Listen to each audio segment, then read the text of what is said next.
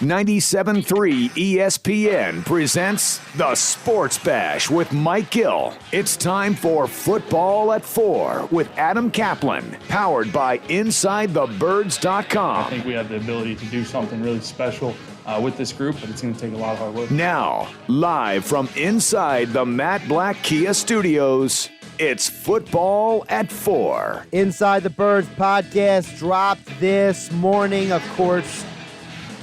Adam Caplan joins us every Thursday here on 97.3 ESPN. Of course, Football at 4, InsideTheBirds.com, Inside the Birds podcast, as he and Jeff Mosher started giving you great insights on the 53-man roster. And as always, Adam Caplan joins us on the Boardwalk on the hotline here on 97.3 ESPN. Adam, how you doing this Thursday? Guys, good to talk to you. Yeah, it is Thursday, and 1 week from today, the NFL season opens up, and it's been a long time coming. Tonight, by the way, would be the last day of the preseason games. All teams would be playing tonight, but we don't have any preseason this year. Which is a bit of a problematic thing, and you brought it up, so I want to ask you about that a little bit, because I know you and Jeff were talking about on the podcast when you guys were projecting this 53-man roster about how the lack of a preseason is having an impact on some of these position groups. Yeah, no doubt. And look, they cut Manasa Bailey today. I reported about within the last hour. He's an undrafted free agent at Morgan State. He wasn't going to make it anyway. But the problem with the low-end guys, the undrafted free agents, is they're just not going to get enough reps. They're just not having a preseason is really a problem.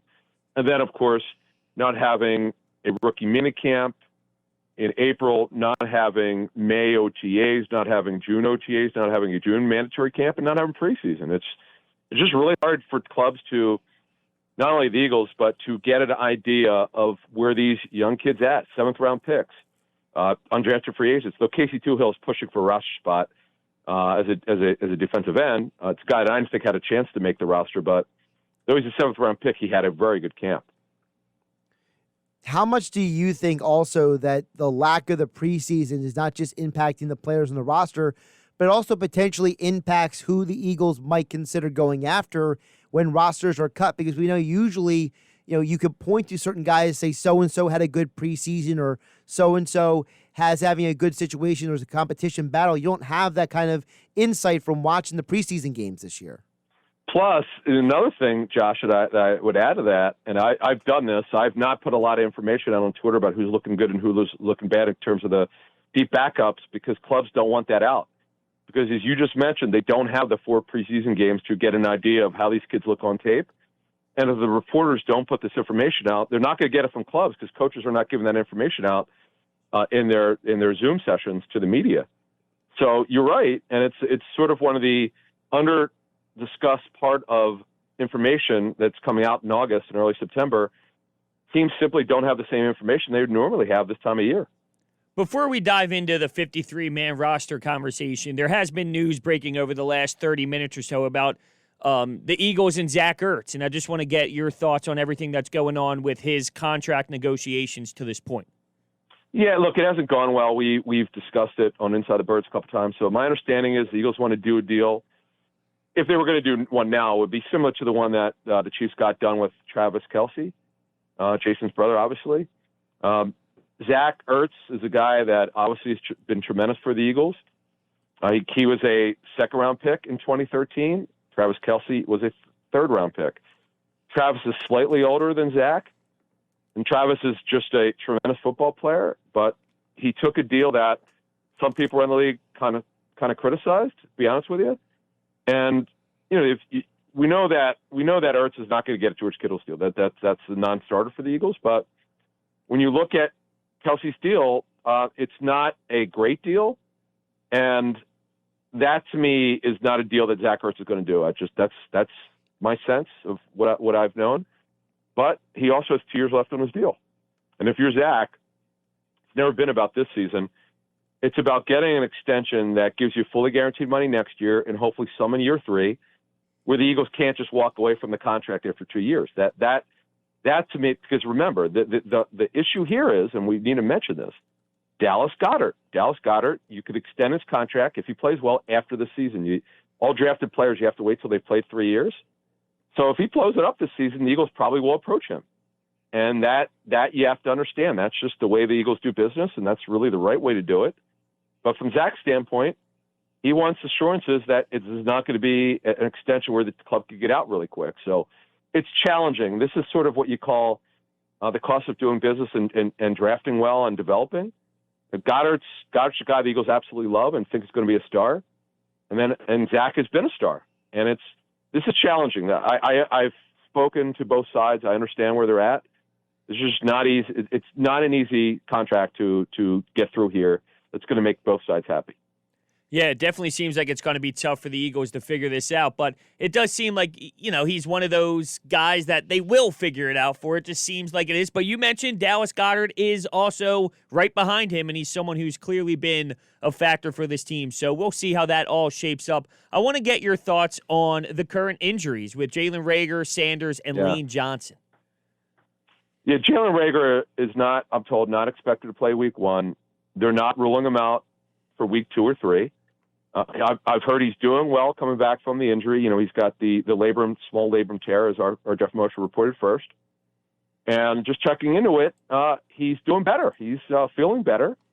And it's just going to be range of motion, degree of soreness, and how he manages it. And this is his first injury as a professional.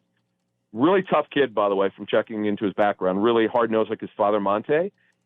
And, they're going to see over a 2-week period where he's at physically. And then go from there and just see what he could, whether he can contribute or not in weeks 2 or 3. You mentioned about his pedigree as an NFL player, and I wanted to touch on that because you and Jeff talked about in the podcast something that's very important to me when I was listening, and that is you guys brought up the fact that he made the right play in practice, and it shows you that his mindset and his instincts are in the right place because a lot of times you can't ask a guy to turn it on, quote unquote, in the game, something he wouldn't naturally do in practice. So he actually, he got injured, but the fact that he has the right instincts is also a positive as well. Right, and it's funny, Josh, I was there at practice last Sunday, and I got to be honest with you, I saw him running to obviously it was an interception from Ertz, but he was running back. I couldn't quite see it from my vantage point where he reached to make the tackle. But I saw him walk off, and I was like, wow, I couldn't tell whether it was his arm, his wrist, or what. And I didn't know it was his shoulder then, to be honest with you. I didn't know that. But you're right. He did the right thing. Can you imagine in a game, and Jeff and I brought this up on our show, you'll recall when Zach Ertz in the Vontaze Burfict situation, when he tried to avoid contact and the media, some of the media actually got on him, the fans got on him, that hurt Zach. Think about it here. If we're in a game and there's an interception and Reagor has the opportunity to make a tackle and he doesn't make it, the fans are going to kill him over, particularly on social media. So you're right. I'm glad you brought that up because he definitely did the right thing. Injuries are popping up all around with this team. I mentioned Sanders and Lane Johnson, but now Will Parks also went down recently. How big of a loss is that for this team? It's a big one. Will Parks, I guess there's a report from NFL Network, he's going to miss 4 to 6 weeks. By the way, so I do want to add this. This was not on our show, but because I had not gotten the information yet, but I got it earlier on Thursday. You could bring back as many players this year as you want on injury reserve, but they must miss a minimum of 3 weeks. Not so. What'll happen here with Will Parks is actually 3 games, not weeks, actually games. But with Will Parks, he would. I'm putting him on I'm going to put him on all the short-term IR because with that report, 4 to 6 weeks, that's perfect guy. So you don't need to take up a roster spot. He's not only is he their third safety, and he's a big nickel player when they go through a 3 safety package. They have a jack linebacker package when they stick the safety in the box. He's one of those guys. Jalen Mills will do some of that. He's going to play some of that Corey Graham role. You might remember that role when they played 3 safeties. He had a huge role in mind. By the way, he had a phenomenal camp. It's too bad. So Marcus Epps should be his replacement. Kayvon Wallace is, from what I understand, a ways away from contributing. He's not. I don't think he's ready yet. The Eagles are high on him, but Marcus Epps is a kid who had a very good camp, and don't forget he was with them last year after he was claimed off waivers from the Vikings. Adam Caplan joining us here, Football at 4, powered by the Inside the Birds podcast. Follow Adam on Twitter at Caplan NFL. All your Eagles and NFL coverage. Adam joins the Sports Bash every Thursday for Football at 4 here on 97.3 ESPN. Adam, are there any other guys that you project that could end up on that short-term injured list that the Eagles could use to kind of help them work their final roster? Yeah, Jannard Avery would be perfect for that because I don't know that he's going to be ready the first quarter of the season. His injury, thank goodness, did not turn out to be a torn ACL. It looked bad, but he's got a bone bruise, and I'm also told that he's got a slight knee sprain. So he would be the perfect guy. That way it would give them more time to evaluate him. That he would make sense. Andre Dillard obviously is out for the season, so you just put him on IR anyway. And Brandon Brooks, you can't. He's on PUP, so he's on active. They'll put him on reserve PUP. You can't move a guy on PUP to IR. And Alshon Jeffrey, I do expect Saturday.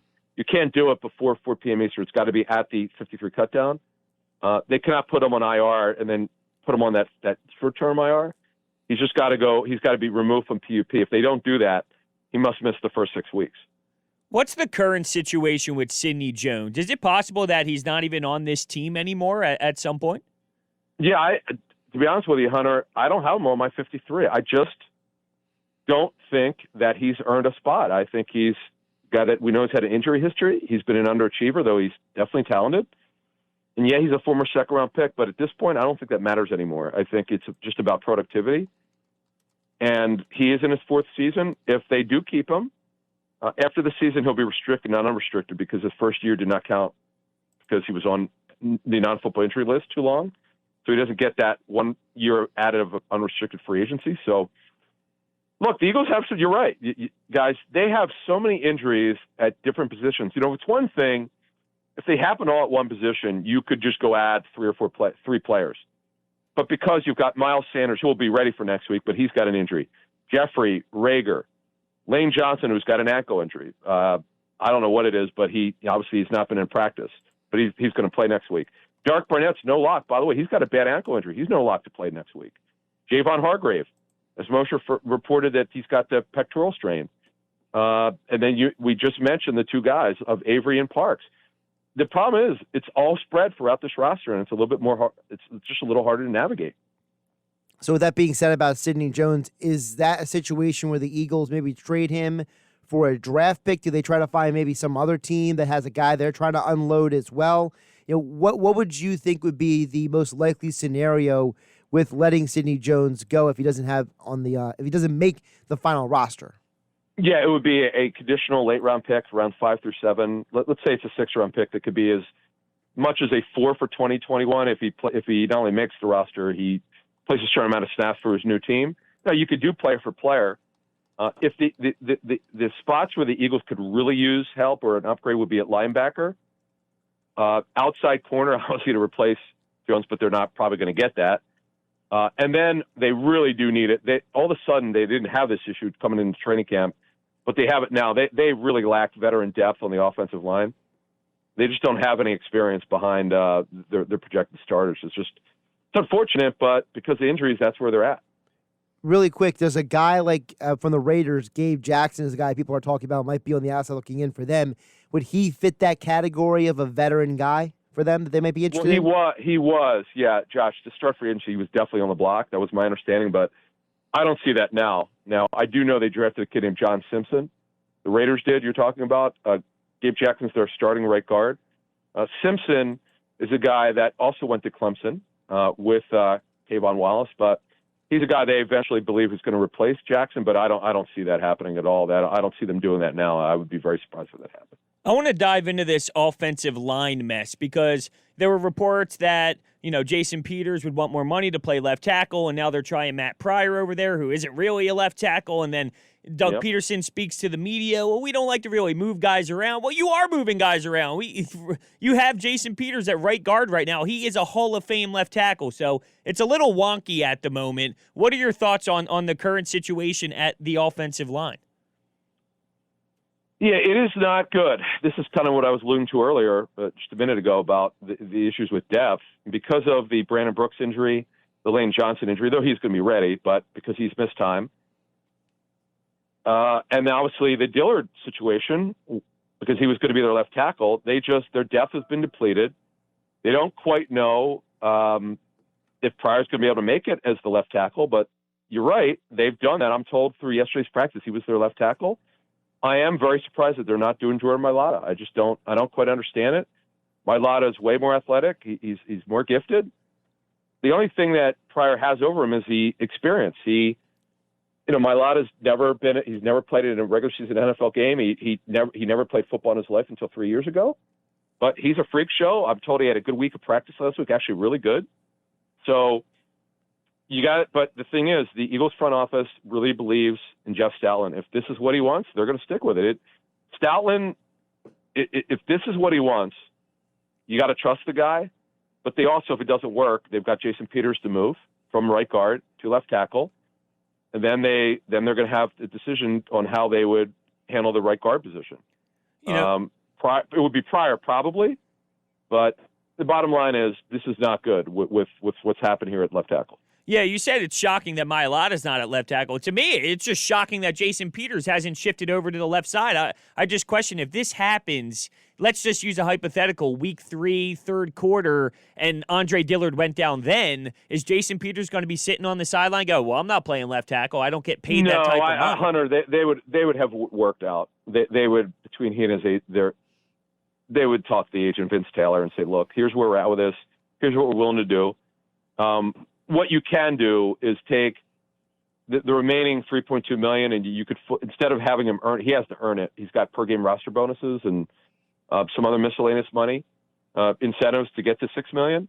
You could just convert that to fully guaranteed money if he's going to be your left tackle. That's the choice that they have to make.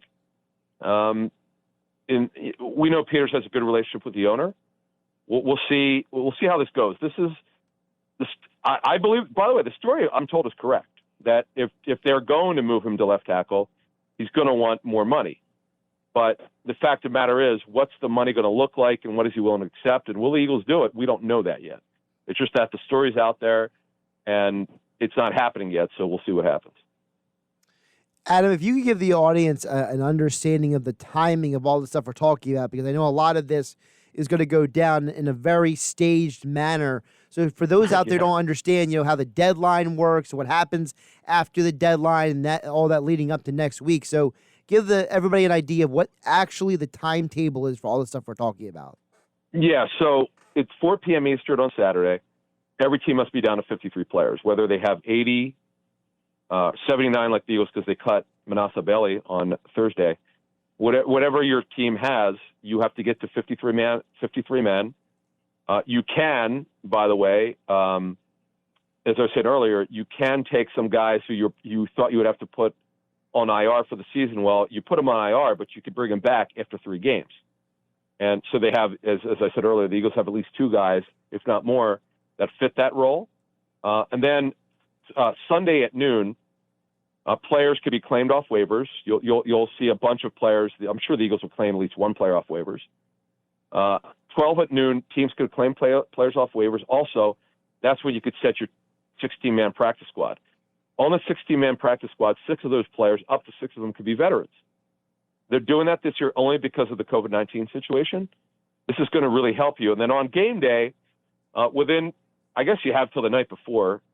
They haven't sent the language out. I haven't seen it yet. But on game day, you could add 2 players. You could go from 53 to 55.